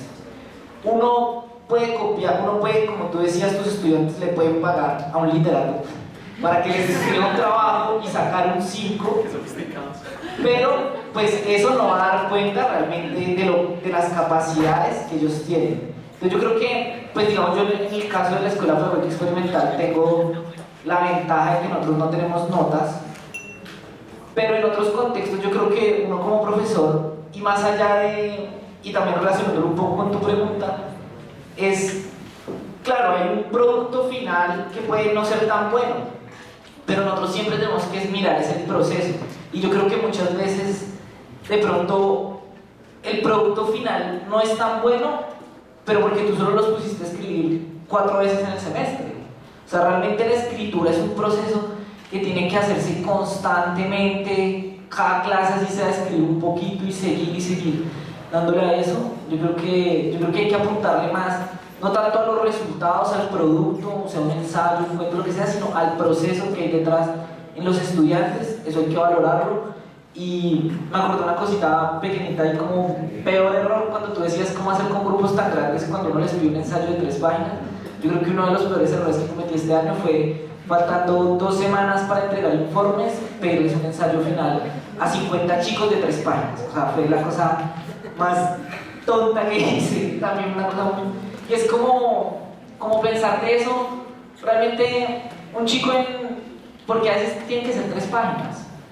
Cuando empecemos por una, empecemos un par, desde que ellos empiecen, desde que ellos puedan manejar, digamos, la estructura de introducción, nudo y desenlace. Yo creo que ese es un primer paso que uno tiene que dar para luego lograr otras cosas. Yo quiero hacer varias salvedades, teniendo en cuenta que varias preguntas están relacionadas con documentos oficiales y con directamente docencia en colegios. A ver, se han mencionado una cantidad de documentos. Los documentos que rigen la educación en Colombia se llaman los estándares de competencias, así de sencillo, ¿listo? Y los estándares de competencias que también están construidos por el gran Fabio Jurado, que eso es fuera de chiste, es uno de los, yo tuve la oportunidad de tener clase con Fabio. Esos estándares hablan de competencias, no de temas. ¿Sí? Usted desarrolla una habilidad, ¿sí?, que lentamente se convierte en una competencia, o sea, es un saber hacer. ¿Listo? Entonces, cuando usted desarrolla un saber hacer, usted lo puede abordar desde diferentes escenarios. El estándar de competencia para nuestro campo en el cual servimos, ¿sí?, se llama lenguaje, no se llama literatura, ni en español. ¿Listo?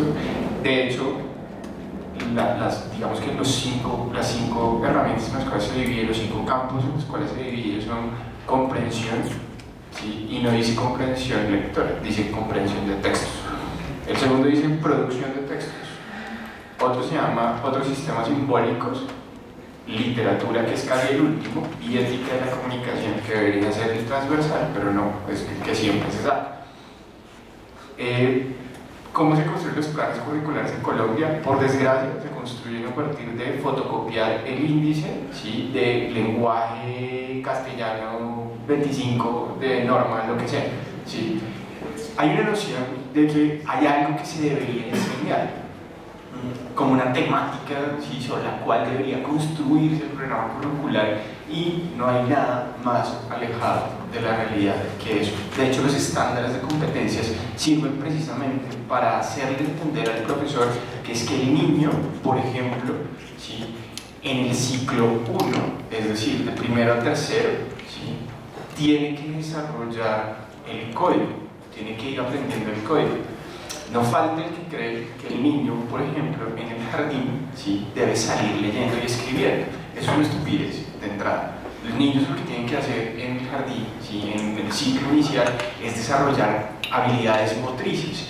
Por eso los DBA, ¿sí?, para esos años, para el ciclo inicial, El DBA ¿sí? no está compuesto por competencias, sino por dimensiones.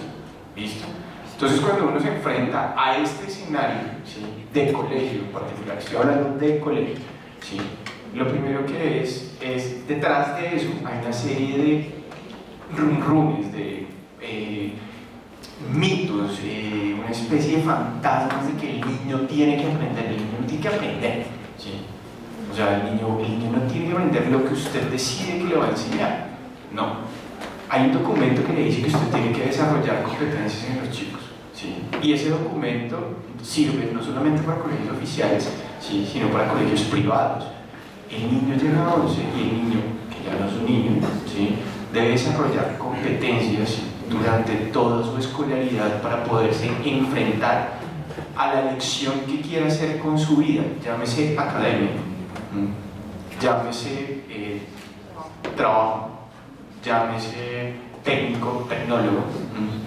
Uno de los errores que uno comete cuando entra a la universidad, cuando entra al colegio a dar clases en colegios es suponer que todos quieren ser literatos. No, bueno, nada más alejado de la realidad, ¿sí?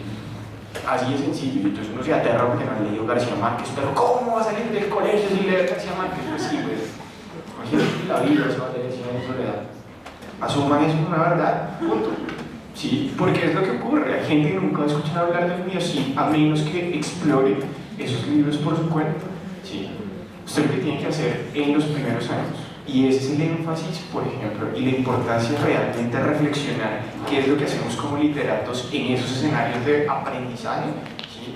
Es entender qué es lo que estamos enseñando, ¿sí? ¿Por qué? Porque mal que bien, los literatos salimos muy bien preparados en el campo disciplinario, ¿sí? Teóricamente hablando, nos hemos pegado los monográficos de Barthet, los monográficos de Lukács, etcétera, etcétera. ¿Sí? Llegamos a todos esos escenarios con teoría, con toda la teoría del mundo, ¿sí? Pero cuando nos enfrentamos en el escenario laboral, ¿sí? Caemos en ese tipo de errores, ¿sí? Caemos en ese tipo de errores, desconocemos los documentos oficiales y la docencia, quieranlo o no, futuros egresados, es un buen escampadero, es un lugar donde uno necesariamente, ¿sí? Va a pasar cuando salga de la universidad, a menos que se enrole, quiera seguir maestría, etcétera, etcétera. Pero este escenario y reconocer esos documentos, reconocer cuál es la materia sobre la cual usted va a sentarse a trabajar es importante. Y en nuestro caso es igual. Entonces, digamos que el recorrido por esos escenarios es chévere, es interesante. Y ya, Muchas cosas me toca procurar hablar así rapidito. Frente a tu pregunta de la censura, yo creo que uno de los mayores placeres que tengo en la experiencia docente es haberme ganado los padres de familia que me gané por haber puesto el desbarrancadero de Fernando Valle. Eso, cuando llegué allá a unos minutos pelados, pues empezamos con los ejercicios de lectura en voz alta y dicen, ay sí, yo me identifico, profe, la vida es una mierda, y después me gané en 2 ocasiones padres, pastores de la iglesia, evangélicos así recios, y pues con los chinos hablamos, ¿cuál es la intención de usted hablar de no, la cuestión de la modernización en Colombia? Mira, no se constituyó el Estado, pero no estará con los chinos. Eso va de la mano con unas lógicas que uno creería que no se dan en las instituciones públicas, o sea, que uno cree que está allá en la libertad de pensamiento y toda la cosa, y igual la nacional laicidad, que encontrarse en un rector que, por ejemplo, le hace jurar a los estudiantes del gobierno escolar sobre la Constitución, pero aclara, antes en este país se juraba sobre una Biblia, pero es que en Colombia se las da de progresista, entonces pase la Constitución así, tal cual. En otra ocasión, pues yo hablaba con los chicos, que además era la clase social, ¿no? Con los chicos del problema de los símbolos patrios, y cuando les dije que no, la verdadera narrativa del himno de Bogotá y que hay detrás de la izada de bandera y porque yo no cantaba los himnos y todo, al día siguiente hubo izada de bandera y los chinos no cantaban y miraban como que aquí está fallando, aquí está fallando. Sí. Me gano el problema también de que le dicen a uno, ¿usted por qué habla de ciertos temas? Y las que eso puede ser peligroso, profe, yo pues igual. Allá se ha hablado de las desapariciones, masacres, paramilitarismo, todas las cosas, sí, pero también hay un problema que eso casi no se habla, no lo hablan por los profes, y es también que hay un discurso oficial dentro de los profesores, Y cuando uno le enseña a los caballeros, digo, a mí me importa un carajo cuál es su opción religiosa, política, etcétera, etcétera, pero yo los insto a que aprendamos a debatir y para eso, por favor, controvierta lo que a usted le gusta. Y entonces eso que ya, que no hable solamente en contra de Uribe, que sabemos toda la cantidad de maldades que ha hecho en este país, sino que aprenda a criticar también las cuestiones de la izquierda, que históricamente uno sabe también que hay unos detallitos hartos que vamos a ver todos los profesores. Ay, ¿usted por qué está hablando mal de la Unión Soviética? ¿Por qué le pasa?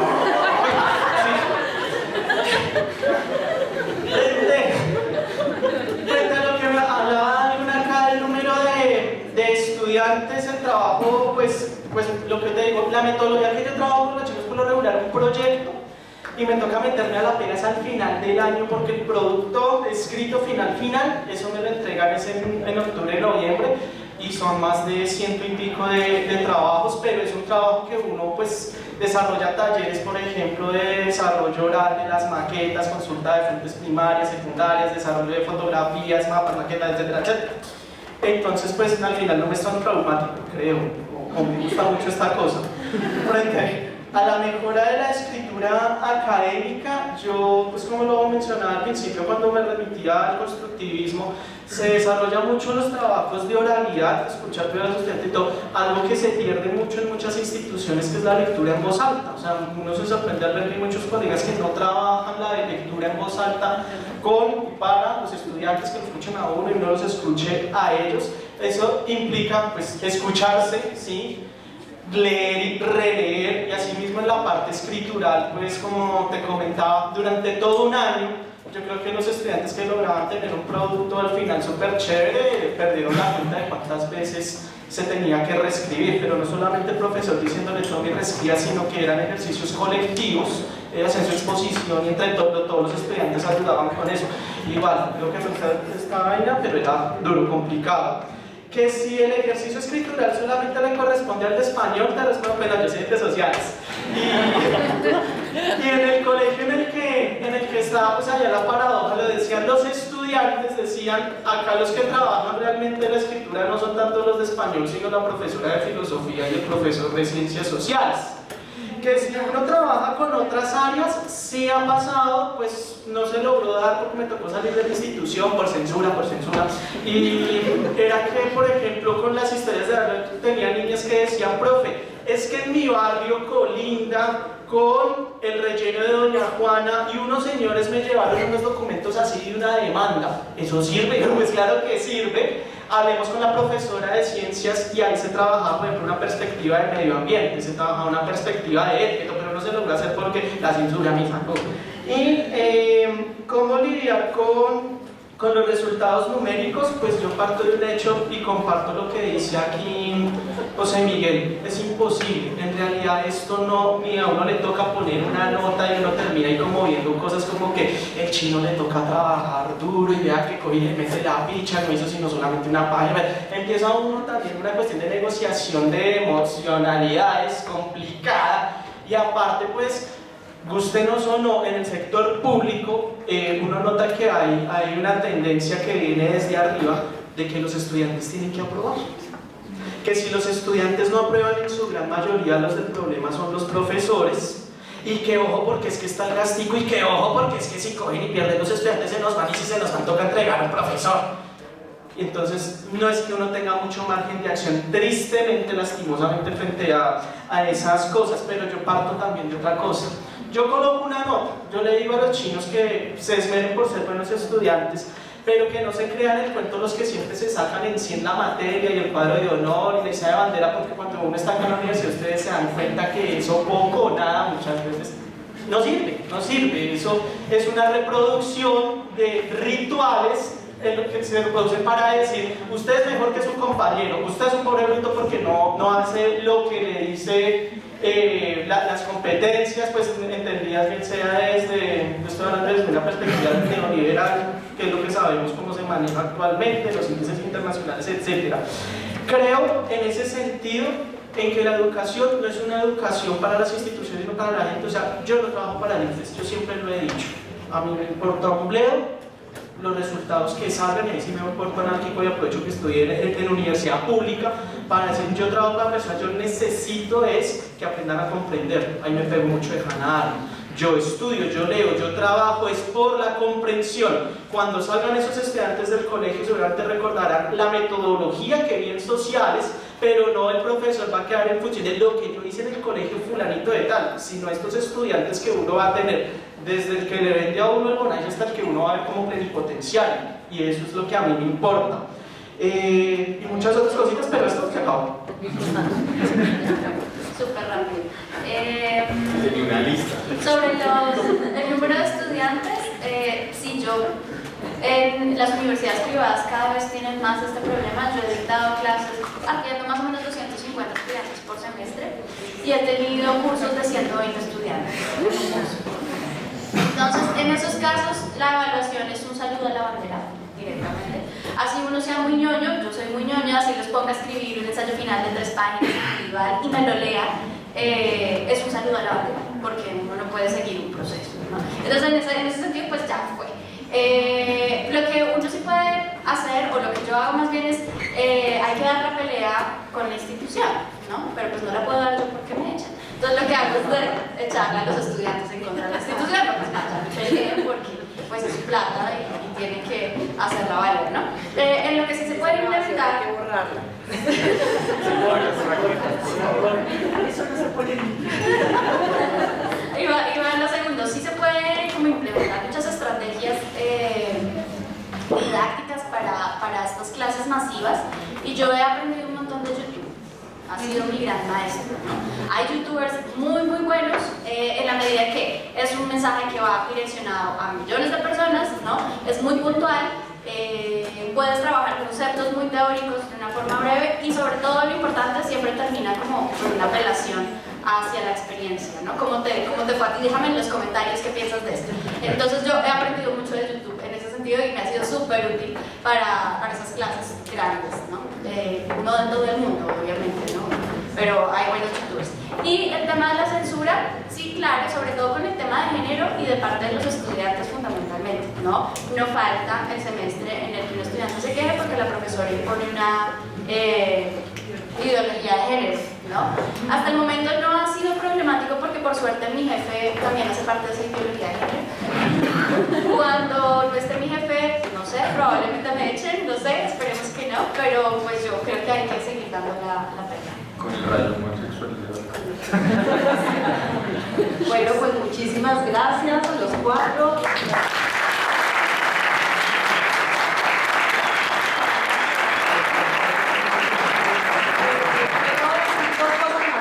Tenemos ahora café, ¿verdad?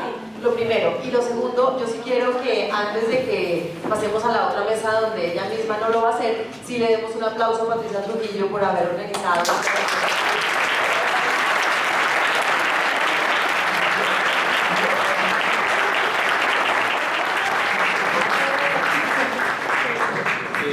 Yo les quería decir otra cosa. Ya hay café afuera. Les quería hacer dos anuncios chiquitos. Como estamos un poco pasados con el tiempo, sería muy bueno que fueran recogiendo su café y fueran entrando de una vez. Hay otro anuncio, pueden hacer 2 procedimientos muy sencillos. Todavía nos quedan revistas para regalar a los que no hayan reclamado alguna. Es una por persona y quedan poquitas. Pero al lado, en la mesa del centro editorial, que ya se va a ir pronto, todavía hay revistas a 1.000 pesos. Repito, revistas a 1.000 pesos. Entonces, salen, reclaman su café, compran una revista e ingresan inmediatamente. Muchas gracias.